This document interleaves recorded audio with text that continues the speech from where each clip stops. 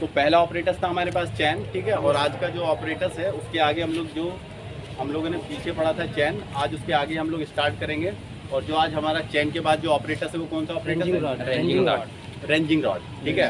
तो ranging rod के बारे में आज हम लोग पढ़ेंगे, और पढ़ने के साथ साथ मैं आप लोगों का इसका जितना भी मतलब इसका टेक्निकल टर्म्स है, टेक्निकल साइजेस वगैरह जो भी हैं उसको बताते हुए मैं आप लोगों को उसका यूज़ भी थोड़ा थोड़ा बताऊंगा, और उसको लाइवली मैं आप लोगों को दिखा भी दूंगा, है ना। तो उससे आप लोगों को ये भी कंफर्म हो जाएगा हाँ कौन सा ऑपरेटर क्या है, उसका कितना मतलब कौन सा साइज़ किस तरह का होता है, क्लियर। तो रेंजिंग रॉड के बारे में बात करते हैं। रेंजिंग रॉड जो होती है हमारे पास, ये आप लोग देख रहे हैं पहले से लाइव, ठीक है। रेंजिंग रॉड क्या होती है? रेंजिंग रॉड जो होती है, ठीक है, रेंजिंग रॉड की जो लंबाई होती है, बेसिकली सबसे पहले आप समझ लेंगे रेंजिंग रॉड की जो लंबाई होती है वो होती है 2.5 से 3 मीटर। कितना होता है? 2.5 से 3 मीटर होता है। तो 2.5 से 3 मीटर कहने का मतलब ये है 5 से 5.5 फीट से लेके ये 7 फीट तक की होती है, क्लियर।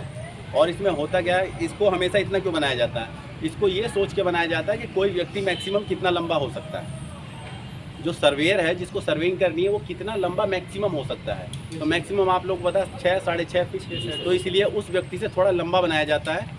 क्यों? क्योंकि आधा फीट या 1 फीट थोड़ी सी लंबी रहेगी, तो एक ऑब्जेक्ट को दूसरे ऑब्जेक्ट में या फिर यहाँ से दूसरी रेंजिंग रॉड को देखने में हमें क्या होगा, छोटी नहीं पड़ेगी, और उसका जो अलाइनमेंट है वो सही बनेगा, क्लियर। तो आज जो हम लोग जो इस वाली रेंजिंग रॉड को देख रहे हैं, यहाँ पे देखिए आप लोग इसका स्पेसिफिकेशन देखिए। ये इसका कहलाता है नॉब वाला पार्ट, जो कि ज़मीन के अंदर ज़्यादातर हम लोग लगाते हैं। और अगर ये नुकीला टाइप का पार्ट तो ज़्यादातर हम लोग इसको कच्ची ज़मीन में लगाते हैं, क्योंकि ये नॉब टाइप में है, ठीक है, आगे से पूरा शार्प है, ठीक है। लेकिन इसको जो बनाया जाता है वो लगभग 20 सेंटीमीटर की लेंथ में बनाया जाता है। ये जो शार्प वाला पार्ट है ये कितना रहता है? लगभग 20 सेंटीमीटर में रहता है। लेकिन कहीं कहीं पे हम लोग को जब सर्वेइंग ऐसे स्थान पर करनी होती है जहाँ पे हम लोग रेंजिंग रॉड को नहीं काट सकते, जैसे पक्का कोई फर्श हो गया, है ना, ऐसी जगह जैसे कोई हवाई पट्टी वाली जगह पे होती है, या जहाँ पे एयरपोर्ट्स वगैरह होते हैं, तो वहाँ पे ज़्यादातर जगह ना रोड्स बने हुए होते हैं, तो वहाँ पे हम रेंजिंग रॉड को इस्टेब्लिश नहीं कर सकते। तो उसके लिए ना इसके लिए एक स्टैंड बनाया जाता है, ठीक है, जो कि खोखला रहता है, उसको इसमें क्या करते हैं हम लोग, खड़ा कर देते हैं, क्लियर है। लेकिन ऐसा वहीं पर होता है जहाँ पे हमारी रेंजिंग रोड क्या ना हो सके, इस्टेब्लिश ना हो सके, क्लियर है। और इसमें होता क्या है, इसमें ना पट्टियाँ बनाई जाती हैं। इसमें जो है ये आप लोग देख रहे होंगे पट्टियाँ हैं ब्लैक वाइट, ठीक है, कहीं कहीं पे वाइट और रेड होता है, क्लियर है। ऐसा क्यों किया जाता है? ऐसा इसलिए किया जाता है कि जब अधिक धूप हो जाती है और जब रेंजिंग रॉड बहुत दूर लगी रहती है, तो जान रहे हो कि बहुत दूर रेंजिंग रॉड लगे होने के कारण धूप में हमें सही से दिखता नहीं है, या हम सही से उसको ऑब्जर्व नहीं कर पाते। तो इसके लिए इसको अलग अलग कलर से क्या किया जाता है, इसको पेंट किया जाता है, ताकि इसको आप लोग कलर डिफरेंस की वजह से इसको आसानी से क्या कर लो, देख सको। क्योंकि कलर डिफरेंस रहेगा तो आप आसानी से उसको देख लोगे कि नहीं हाँ यहाँ पर हमारी रेंजिंग रॉड है। आप जैसे कितने भी ऑब्जेक्ट है उसके बीच में रेंजिंग रॉड को पहचान लेंगे, ठीक है। आजकल तो ज़्यादातर रेड कलर इसलिए देते हैं क्योंकि आप लोगों को बताया रेड कलर का जो तरंग दैर्ध्य होता है वो क्या होता है, अधिक होता है, मतलब आप दूर से भी उसको पहचान सकते हैं, इसीलिए वहाँ पे मतलब रेड कलर वाइट के साथ इंक्लूड किया जाता है। और वाइट के साथ ही क्यों करते हैं? क्योंकि वाइट के साथ रेड जो है ना तेज़ी से चमकता है, और एक रेड के साथ एक रेड के बाद एक वाइट होता है, तो इसीलिए उसको पहचानने में थोड़ी आसानी होती है। एक और बात, ये जो पट्टियाँ होती हैं इनकी जो लेंथ होती है वो भी 20 से 25 सेंटीमीटर होती है। ये जो पट्टियाँ जो होती है कितनी होती है, एक एक्यूरेट साइज में होती है, ठीक है। ये 20 से 25, तो ये भी 20, अगर ये 25 तो ये सब 25-25 mm की दूरी पे, सॉरी 25-25 सेंटीमीटर की दूरी पे क्या किया जाएगा, इनको पेंट किया जाएगा एक एक्चुअल साइज में। ऐसा नहीं है कि एक रेंजिंग रॉड में 40 सेंटीमीटर कर दिया, एक में 20, ऐसा करेंगे तो डिफ्रेंशिएट पैदा होगा, और रेंजिंग रॉड को पहचानने में, देखने में उसमें थोड़ा सा अंतर आएगा। और हम लोग का जो मानक है, जो हम जिस सेंस में हम लोग कर रहे हैं उसमें थोड़े से चेंजेस आते हैं, क्लियर है। तो रेंजिंग रॉड का जो मेन स्ट्रक्चर है आप लोगों को पता चल गया, और इसका जो थिकनेस होता है, जो डायमीटर होता है, ये वाला डायमीटर, ठीक है, ये डायमीटर भी डिपेंड करता है। ये 2.5 से 3 सेंटीमीटर के बीच में डायमीटर होना चाहिए। कितना होना चाहिए? 25 से 30 mm। कितना होना चाहिए? 25 से 30 mm इसका जो होता है डायमीटर होता है। तो यानी कि इसका बेसिक माप आप लोग याद रखिए। सबसे पहले इसकी लेंथ 2.5 से 3 मीटर होता है। जो इसमें पट्टियाँ होती हैं वो 20 से 25 सेंटीमीटर की दूरी पे क्या होती हैं, पेंट की होती हैं। और यहाँ पे जो इसका नॉब होता है वो लगभग 20 सेंटीमीटर की दूरी पे शार्प होता है, ठीक है। जिन स्थानों पे रेंजिंग रॉड नहीं कर सकती वहाँ पे इसके लिए एक हॉलो स्टैंड बनाया जाता है, क्लियर है। और इसका जो ये साइज होता है वो कितना होता है, 25 mm से लेके 30 mm, यानी कि 2.5 से 3 सेंटीमीटर होता है। क्लियर हो गया, इतनी बात क्लियर है, ठीक है। रेंजिंग रॉड का प्रयोग किया क्यों जाता है ये भी आप लोग समझ लीजिए, मैं जर्नल यूज़ बता रहा हूँ। रेंजिंग रॉड का प्रयोग किया जाता है अलाइनमेंट के लिए। किस लिए किया जाता है? अलाइनमेंट के लिए, यानी कि रेंजिंग करने के लिए। जब एक जगह से आप दूसरी जगह देखते हो और जब आपको पता है कि आपका एक स्टेशन यहाँ पर और एक स्टेशन यहाँ पे, देखिए ऐसे देखिए, जैसे कि मान लीजिए एक रेंजिंग रॉड ये है और एक रेंजिंग रॉड ये है, ठीक है, इस तरह से। तो अगर आपको पता करना है, अभी देखिए मैं एक रेंजिंग रॉड इधर गाड़ दे रहा हूँ और एक इधर आगे गाड़ दे रहे हैं, तो अगर मैं इसको इस्टेब्लिश कर दे रहा हूँ तो मुझे अगर ये देखना है कि मतलब इसके बीच की सीधी दूरी क्या है, तो मैं क्या करूँगा, इस वाली रेंजिंग रॉड को इसके सामने जस्ट क्या करूँगा, खड़ा करेंगे। तो जैसे इसके सामने एकदम एग्जैक्ट खड़ा हो जाएगी तो इसके बीच की न्यूनतम यानी कि मिनिमम डिस्टेंस आ जाएगा। क्लियर है। तो हमारा मेन काम क्या होता है, इसको एकदम सीध में लाना। अगर हम इसको एकदम सीध में ले आते हैं तो हमको बस केवल एक ही रेंजिंग रॉड दिखाई देती है जो फोकस पे होती है, यानी कि अगर आप उधर से देखेंगे तो आपको केवल ये दिखाई देगी और कोई इधर से देखेगा तो ये दिखाई देगी। तो इसीलिए ये जो प्रोसेस होता है ना, जिसमें हम लोग एक रेंजिंग रॉड को दूसरी रेंजिंग रॉड से अलाइनमेंट करते हैं, इसको हम लोग क्या बोलते हैं, इसको हम लोग रेंजिंग बोलते हैं। तो रेंजिंग प्रोसेस में क्या होता है कि एक रेंजिंग रॉड को दूसरी रेंजिंग रॉड में अलाइनमेंट करना होता है। इसका मतलब ये होता है कि एक सीधी रेखा प्राप्त करना हमारा मेन मकसद होता है, ठीक है। मेन मकसद क्या होता है, सीधी रेखा प्राप्त करना। क्यों ऐसा क्यों करते हैं, रेंजिंग करना और रेंजिंग क्यों करते हैं, इसका एक बहुत ही बड़ा मतलब रीज़न है। जब आप लोगों को थ्योरी पढ़ाई जाएगी तो थ्योरी में बताया जाएगा कि रेंजिंग करते क्यों हैं। रेंजिंग की ज़रूरत इसलिए पड़ती है जब चैन की लंबाई क्या हो जाए, छोटी पड़ जाए। चैन की लंबाई क्या पड़ जाए, छोटी। क्योंकि अगर एक चैन की लंबाई के अंदर वाला मामला है तो मिलाएंगे तो हो जाएगा, लेकिन जब चैन की लंबाई एक से अधिक, मतलब जब चैन की लंबाई छोटी पड़ जाती है दोनों स्टेशनों के बीच में, उस कंडीशन में आपको क्या करना पड़ेगा, चैन को दोबारा मापना पड़ेगा। क्योंकि एक बार आपने 30 नापा, फिर मान लीजिए 40 मीटर की दूरी है तो 30 मीटर वाली से आप 30 तो नाप लेंगे, बचा कितना 10 को दोबारा मापना पड़ेगा। और जब आप वो दोबारा मेजर करने जाते हो तो चैन उसी समय क्या हो जाएगी, टेढ़ी। तो उसी टेढ़ेपन को बचाने के लिए या उसी तिरछेपन को बचाने के लिए हम लोग क्या करते हैं, रेंजिंग करते हैं। सर जी तो रवीश फोन पे है कि जो हॉस्टल जिसको अलॉट करना है जाए हॉस्टल में, हॉस्टल जिसको अलॉट करना है वो हॉस्टल में जाए, ठीक है। अब देखिए, अब रेंजिंग का हम लोग यूज़ समझ लेते हैं कि रेंजिंग का यूज़ हो कैसे रहा है। मान लीजिए आपको कोई एरिया मेजरमेंट करना है, तो उस एरिया में मान लीजिए आपका आयताकार खेत है या कैसा भी खेत है, तो मान लेते हैं कि हमारा जो खेत है वो आयताकार है, जो एरिया हम लोग को मेजरमेंट करना है वो रेक्टेंगुलर टाइप का है। तो हम लोग क्या करेंगे, उसके चारों किनारों पे हम लोग क्या करेंगे, रेंजिंग रॉड को इस्टेब्लिश करेंगे। चारों कोनों पे रेंजिंग रॉड क्या करेंगे, इस्टेब्लिश करेंगे, मतलब गाड़ देंगे। और रेंजिंग रॉड को गाड़ने के बाद हम लोग को इसकी स्थिति ज्ञात करनी है कि मतलब ये वर्टिकल है या नहीं, ठीक है। तो वर्टिकल ज्ञात करने के लिए हम लोग इस्तेमाल करेंगे प्लम बॉब का। किसका इस्तेमाल करेंगे, प्लम बॉब का। दिखाओ प्लम बॉब है, ये प्लम बॉब है, ठीक। तो हम लोग देखो ये है प्लम बॉब, क्लियर।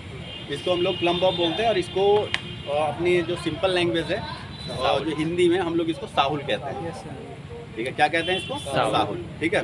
ये प्लम बॉब है। हमें करना क्या, प्लम बॉब का मेन काम होता है कि ये वर्टिकल से किसी भी चीज़ की स्थिति बताता है कि वो वर्टिकल से मतलब सीधा है या नहीं है, कहीं किसी अलाइनमेंट पे तो नहीं है, तो हम लोग वही चेक करते हैं। उसके लिए हम लोग क्या करेंगे, ये देखिए, इसकी बस एक खास बात होती है कि इसमें ये होता है कि इसका जो ये सेंटर है, ठीक है, ये देखिए, ये पकड़ने वाला हिस्सा है। जिधर गांठ होती है, जिधर इसमें गांठ लगी हुई, ये पकड़ने वाला हिस्सा है। इसको हमेशा गांठ वाली तरफ से आप क्या करेंगे, जिधर से गांठ लगी इसको भाई पकड़ेंगे ऐसे। और उसके बाद ये वाला जो हिस्सा रहता है इसके सेंटर के इसके बराबर होता है, समझ रहे हो ना मेरी बात। तो जैसे ही आप इसको मतलब यहाँ से ड्रॉप करेंगे तो आप लोगों को यहाँ पे नज़र आएगा, देखिए ये हो जाएगा। तो आप ना इसको वर्टिकल लगाइए, क्योंकि देखिए सर्कुलर है, तो अगर सर्कुलर लगाएंगे तो कुछ अंदर चला जाएगा, तो आप इसको इस तरह से लगाइए वर्टिकल, ठीक है। तो जब वर्टिकल लगाते हैं तो आपको यहाँ पे कुछ ना कुछ दूरी मिलेगी। मैं यहाँ पे इसको कुछ लपेट लेता हूँ ताकि थोड़ा ये शॉर्ट हो जाए, ठीक है। देखो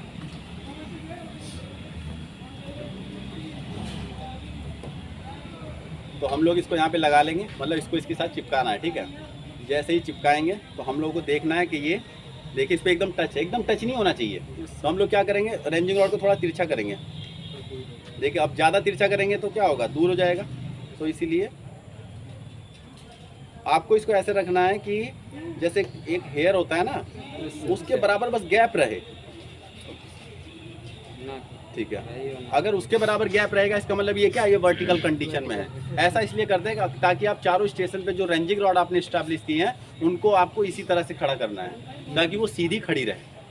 क्लियर है? अगर वो रेंजिंग रॉड सीधी खड़ी रहेगी तो उसके द्वारा लिए गए अलाइनमेंट जो आप लोग आई साइड बनाओगे, जो आप लोग मतलब ऑब्जेक्ट बनाओगे, वो भी आप लोग को एकदम वर्टिकल ही मिलेगा। ठीक है, वरना कोई भी रेंजिंग रॉड जो बीच में स्टैब्लिश करोगे वो क्या हो जाएगी, तिरछी हो जाएगी।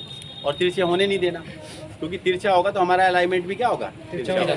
उसका रूट जो है वो भी तिरछा मिलेगा आपको, दाएं बाएं होगा। तो इसीलिए हमारा मेन काम ये है कि जो भी रेंजिंग रॉड बीच में लगे या फिर कहीं भी लगे वो सीधी लगे जी। ठीक है। अब ये यदि मान लीजिए आपके आयताकार खेत के बीच की दूरी, मैंने जैसे कि बताया था कि जैसे 40 सेंटीमीटर है और चैन की लंबाई है 40 मीटर है और चैन की लंबाई है 30 मीटर। तो ये बताइए, आप जब मेजरमेंट करने जाएंगे तो आप लोग 40 मीटर को 30 मीटर की चैन से मेजर नहीं कर सकते। तो आपको मेजरमेंट कितनी बार करना पड़ेगा, 2 बार। तो आपको 2 बार मेजरमेंट करना पड़ेगा। तो जहाँ कहीं भी चैन को 2 या 2 से अधिक बार मतलब प्रयोग किया जाए किसी भी लेंथ को मेजर करने के लिए, वहाँ पे क्या करेंगे, रेंजिंग। वहाँ पे क्या करेंगे, रेंजिंग। ठीक है। तो हमें एक अंदाजा मिल जाता है कि नहीं ये दूरी 40 से या ये दूरी 30 मीटर से ज़्यादा है।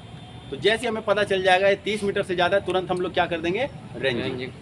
ठीक है। इसका मतलब ये है कि एक चैन में, ठीक है, एक चैन में एक रेंजिंग जरूर होनी चाहिए। एक चैन में एक रेंजिंग जरूर होनी चाहिए। अब वो चैन की लंबाई अगर 20 मीटर है तो 20 मीटर के अंदर रेंजिंग होनी चाहिए।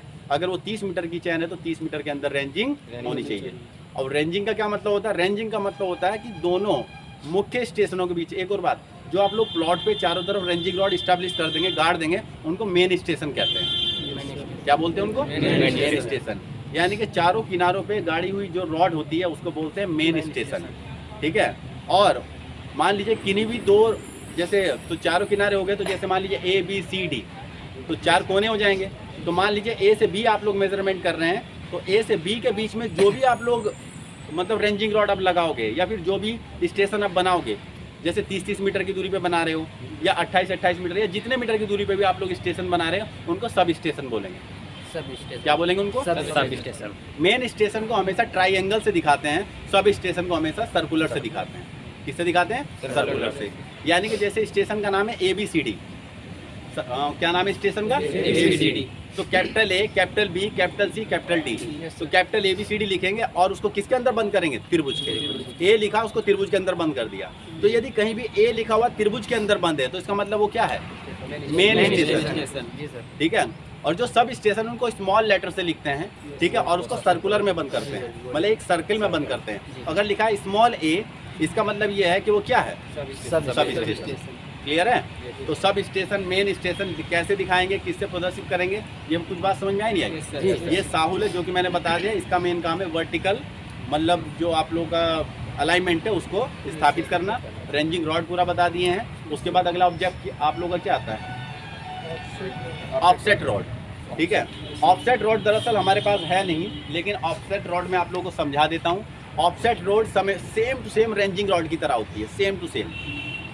अंतर क्या है, उसकी लंबाई छोटी हो जाएगी, बस सब कुछ यही प्रिंसिपल होगा। गाड़ने वाला भी, नोब भी, पट्टियाँ भी, डायमीटर भी, सब कुछ यही होता है। बस उसमें क्या होता है, उसकी जो हाइट है वो कम होती है। ठीक है। क्योंकि जो ऑफसेट रॉड होती है उनसे हम लोगों को ज़्यादा लंबा अलाइनमेंट करना नहीं होता है, बहुत कम ही दूरी पे हमें अलाइनमेंट करना होता है, इसलिए वो छोटी होती है। ठीक है। तो वो होती है आपकी 2 से 2.5 मीटर। कितनी होती है वो, 2 से 2.5 तो ऑफसेट मीटर, ऑफसेट रॉड की जो लंबाई होगी वो होगी 2 से 2.5 मीटर। क्लियर। बाकी टेक्निकल कंडीशन जो इसके लिए है वही ऑफसेट रॉड के लिए। क्लियर है। अगला ऑपरेटर्स बताओ। Next arrow. एरो, एरो लाओ भाई, किसके पास है, देखो ये है एरो। ठीक है। एरो आप लोग समझ गए। एरो का ये जो वायर होता है इसका, ये जो वायर है जिस वायर से बना है, GI वायर से। ठीक है। ये जो GI वायर है इसका जो डायमीटर होता है वो होता है 4 mm। कितना होता है, 4 mm। तो इसका जो डायमीटर है वो होता है 4 mm। 4 mm, तो कभी कभी इसको 5 mm भी रखा जाता है। ठीक है। लेकिन 4 mm बेसिक है, आप लोग इतना ध्यान रखेंगे। ठीक है। इसका जो ये रिंग है, ये होता है 50 mm का, यानी कि 5 सेंटीमीटर का। रिंग कितना होता है इसका, 50 mm। ठीक है। इसकी यहाँ से और यहाँ तक की लंबाई पूरी की पूरी, ठीक है, यहाँ से यहाँ तक की लंबाई इसकी जो पूरी होती है वो कितनी होती है, 40। कितना होती है 40 सेंटीमीटर। तो इसकी जो पूरी जो लेंथ होगी आप लोगों को यहाँ से यहाँ तक पूरी मिलेगी, जिसमें आपका रिंग भी आता है, जिसमें आप लोगों का ये रिंग भी आता है, ठीक है। तो इसकी जो लेंथ होती है वो कितनी होती है भाई 40 सेंटीमीटर, क्लियर है। Yes sir. और इसका जो ये नोब है, ये जो आगे जो नोब है, ठीक है, ये हाँ पूरा लगभग 10 mm का इसका नोब बना होता है, क्लियर है। Yes, तो ये 10 mm का इसका नोब होता है, और बाकी इसका डायमीटर मैंने बता दिया 4 mm, और इसका डायमीटर बता दिया आपको 50 mm, क्लियर। टोटल लेंथ जो यहाँ से यहाँ तक होगी वो कितनी होगी भाई 40, ठीक है। तो ये हो गया आपका एरो। एरो का मेन काम क्या होता है, आपने हैंडल देखा होगा, मैंने आप लोगों को चैन दिखाई थी, तो चैन में हैंडल था, तो चैन में जो हैंडल था ना उसके पीछे कट लगा हुआ था छोटा सा, आप लोगों ने ध्यान नहीं दिया होगा। वो कट दरअसल इसी एरो में आके फिट होता है। इसका मतलब उस हैंडल में जो कट लगा रहता है, वो जो रेडियस, वो भी 4 mm का होगा, वो एरो के बराबर होता है, ठीक है, या एरो से थोड़ा सा बड़ा, ताकि क्या करे, एरो का आधा हिस्सा उसके अंदर क्या हो जाए, फिट हो जाए, ठीक है। थोड़ा सा कट लगा रहता है। अब सोचो थोड़ा सा अगर यहीं पे कट लगा होगा तो जब हम इससे टच करेंगे तो क्या हो जाएगा, इसमें एकदम फिट हो जाएगा। तो इससे एरर आने की जो संभावना है, जितने भी एरर आ रहे हैं हमारे पास, तो एरर आने की संभावना क्या होंगी, कम होंगी, क्लियर है। इसीलिए तो हम लोग जो भी मेजरमेंट करते हैं वो मतलब उसमें एरर आने की संभावना क्या होंगी, कम होंगी। और आधा ही एंटर होता है, क्यों, क्योंकि आधा इधर वाला होगा तो आधा इधर वाला। तो इस तरीके से इस एरो को भी हम लोग काउंट कर लेते हैं। जब दोनों तरफ से हैंडल को इस पर टच करेंगे ना तो हैंडल दोनों आपस में मिल जाएंगे, क्लियर है। Yes sir. और इसका इस्तेमाल क्या होता है, इसका इस्तेमाल जहाँ पर हमारी एक चैन खत्म होती है, जैसे हम लोग यहाँ से मेजर करना चालू किए, एक चैन कहीं पे खत्म हो रही है, चैन के एंड सिरे पे गाड़ेंगे, फिर अगली चैन जब मेजर होगी अगली चैन, तो वहाँ पे भी एक सिरे पे गाड़ेंगे। तो इसका मतलब जितनी बार चैन का मेजरमेंट होगा उतनी बार एक एरो लगाया जाएगा। यदि मान लीजिए आपको सर्विंग करने के बाद एरो की संख्या मिली 10, इसका मतलब आप लोग 10 बार उस चैन से क्या कर चुके हैं, माप चुके हैं। अगर 10 बार आप लोग मेजरमेंट कर चुके हैं तो इसका मतलब ये हो जाएगा कि टोटल मान लीजिए 30 मीटर की चैन है, तो 30 मीटर की चैन से 10 बार मेजरमेंट करेंगे तो कितना हो जाएगा, 300 मीटर। कितना हो जाएगा, 300 मीटर। लेकिन अंतिम में अगर आप लोग किसी भी स्टेशन पे ख़त्म करते हो या किसी भी स्टेशन पे वो ख़त्म होता है, ठीक है, तो वहाँ पे ये ध्यान देना होता है, अगर पूरी चैन है तो पूरा एरो मिलेगा, पूरी चैन नहीं है तो एरो आपको नहीं मिलेगा। क्योंकि एरो आपको तभी मिलता है जब पूरी चैन नापी जाए, पूरी कंप्लीट चैन नापी जाएगी तभी एरो मिलेगा। अगर 1 mm, अगर आपका 1 सेंटीमीटर 2 सेंटीमीटर भी कम है तो तब भी आपको एरो नहीं मिलेगा। एरो मिलने का मतलब ये है कि आपको कितनी चैन मिल रही है, एक।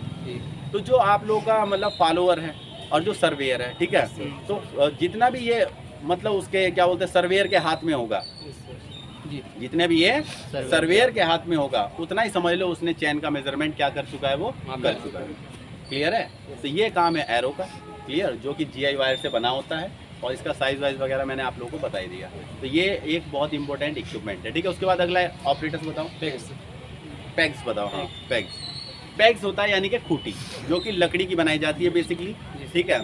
इसका प्रयोग जो किया जाता है, इसका प्रयोग इसलिए किया जाता है कि यदि आप लोग सर्वे कर रहे हो और सर्वे आपने इस्टेब्लिश किया, पता चला कि जैसे दिन ऑफ हो गया, आप अभी सर्वे कंप्लीट नहीं कर पाए हो, तो जहाँ पे आप तो क्योंकि आप लोग जो आप लोग के जो इक्विपमेंट है ये वाले, इन इक्विपमेंट को आप छोड़ नहीं सकते क्योंकि सब इंपॉर्टेंट है। तो हम लोग क्या करते हैं, वहाँ पे इन पैग्स को अप्लाई कर देते हैं ताकि हम लोग अगले दिन वहीं पे अपना सर्वे स्टार्ट कर सकें।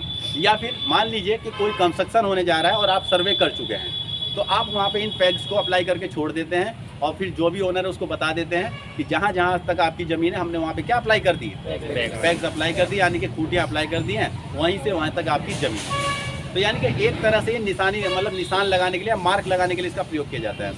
इसकी जो हाइट होती है वो 20 सेंटीमीटर होती है, और इसका जो डायमीटर होता है वो 2 से 2.5 सेंटीमीटर अर्थात 25 mm, सॉरी इसकी लेंथ 25 mm होती है, क्लियर है। कितना होता है, 25 mm, ठीक है। हाइट 20 सेंटीमीटर हाइट होती है, 20 सेंटीमीटर, ठीक है। और इसकी जो ये चौड़ाई है चारों तरफ की, यानी कि एक स्क्वायर होता है, 25 × 25 का, 25 mm × 25 mm का ये क्या होता है, स्क्वायर होता है, ठीक है। और ये नॉब तो आप लोग को पता ही है कि ये नॉब हम लोग को बनानी है, और ये लगभग हाफ में बनाई जाती है, ठीक है। कितने बनाई जाएगी, हाफ में। तो यानी कि अगर 20 है तो कितना होगा, 10, ठीक है। और इसको ज़मीन में इस्टेब्लिश करते समय ये ध्यान रखा जाता है, कम से कम ये मतलब कम से कम इसका 1/4 भाग ज़मीन के क्या होना चाहिए, बाहर। कम से कम कितना बाहर होना चाहिए, 1/4 भाग। तो 1/4 भाग इसका कितना होगा, 5 सेंटीमीटर। तो जब आप इसको ज़मीन में इस्टेब्लिश करो तो 1/3 भाग ज़मीन के अंदर, और बाकी का ऊपर का भाग कहाँ रहेगा, ऊपर रहेगा, क्लियर है, ठीक है। और अगला ऑपरेटर से बताओ, समझ में आया, ठीक है। अगला ऑपरेटर से आप लोगों का मेजरिंग टेप, ठीक है। मैलेट है, तो मैलेट होता है लकड़ी का हथौड़ा। देखो मैलेट क्या होता है? मैलेट को क्या बोलते हैं? लकड़ी का हथौड़ा। आप लोगों ने देखा होगा लकड़ी का हथौड़ा बेसिकली। अब आपको इसको जमीन में गाड़ना है तो हथौड़े से गाड़ेंगे तो ये खूंटी छिल जाएगी जी सर। एक समय बाद ये खराब हो जाएगी। तो इसलिए हमें क्या करना है, लकड़ी को पीटने के लिए लकड़ी के हथौड़े का इस्तेमाल करेंगे। क्लियर? अगर पक्का फर्श होता तो आप निशान लगा सकते हैं, पेंट कर सकते हैं, लेकिन कच्चे फर्श पे वो पॉसिबल नहीं है। ठीक है, वहाँ पे कभी भी कोई भी चल देगा तो वो रब हो जाएगा, इसलिए वहाँ पे खूंटी लगाते हैं।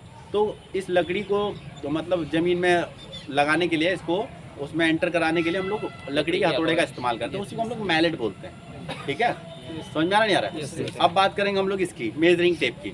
तो मेजरिंग टेप अलग अलग साइज़ के होते हैं, और हालांकि ज़्यादातर हम लोग जो ये मेजरिंग टेप जो होता है ये 2 यूनिट पे हमेशा रहता है, एक मैट्रिक पे और एक नॉन मैट्रिक पे, जिसको हम लोग इंचेस बोलते हैं, फीट या इंचेस। ठीक है, तो आप एक तरफ देखेंगे इस पे लिखा भी होता है कि कौन सी, और एक तरफ लिखा होगा इसमें मैट्रिक। तो देखिए मैट्रिक प्रणाली में ज़्यादा लोचा नहीं होता है, उसमें सिंपल यूनिट होता है, लेकिन जबकि फिट वाली प्रणाली में बहुत ज़्यादा मार्किंग होती है। क्लियर है? ठीक है, तो इसीलिए ये देखिए ये आप लोग का इधर मैट्रिक है, क्योंकि हम लोग मैट्रिक चैन अप्लाई करेंगे तो मैट्रिक चैन का ही मेजरमेंट करेंगे। सब कुछ मीटर में चलेगा तो टेप भी किस में इस्तेमाल करेंगे? मीटर में। टेप आपके पास कम से कम 20 मीटर लंबा होना चाहिए। ठीक है, क्योंकि हमारे पास पहले से अवेलेबल है 30 मीटर। ठीक है, मेजरिंग टेप, तो इसके लिए कोई दिक्कत नहीं, बस ये है कि मेजरिंग टेप जो भी है वो IS प्रमाणित हो, यानी कि एक स्टैंडर्ड टेप होना चाहिए। कोई भी लोकल मार्केटिंग वाला टेप नहीं होना चाहिए, क्योंकि उसकी वजह से क्या होता है, उसकी वजह से उसके अंदर अगर कोई एरर हुआ तो आप जो भी फील्ड मेजर करेंगे उसके अंदर भी एरर आएगा। क्लियर है? आगे बताओ अगला ऑब्जेक्ट। फ्लैग्स है अगला ऑब्जेक्ट है आप लोग का फ्लैग्स। फ्लैग्स मतलब झंडा टाइप का। वो झंडा टाइप का क्यों लगाया जाता है? जब आपका स्टेशन बहुत दूर दूर होता है, मतलब समझ लीजिए नज़दीक नहीं है, ठीक है, तो वहाँ पे आप लोगों को क्या करना है, अपने स्टेशनों को नज़र बनाए रखने के लिए या उस पर लगातार सर्वे आपको करना है, तो हम लोग क्या करते हैं, जो रेंजिंग रॉड होती है इसी के हेड पे ये क्या करते किया जाता है, पहना दिया जाता है।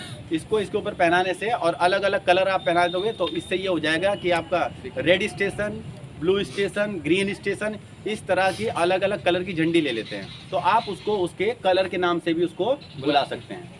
यानी कि स्टेशन ए जैसे रेड है तो स्टेशन बी ग्रीन हो गया, स्टेशन सी ब्लू हो गया। तो इस तरह से अलग अलग आप लोग का फोकस रहेगा। फॉलोअर और सर्वेयर को दोनों को क्या रहेगी, आसानी रहेगी एक दूसरे का कन्वर्सेशन समझने के लिए। क्लियर है? और कोई ऑब्जेक्ट?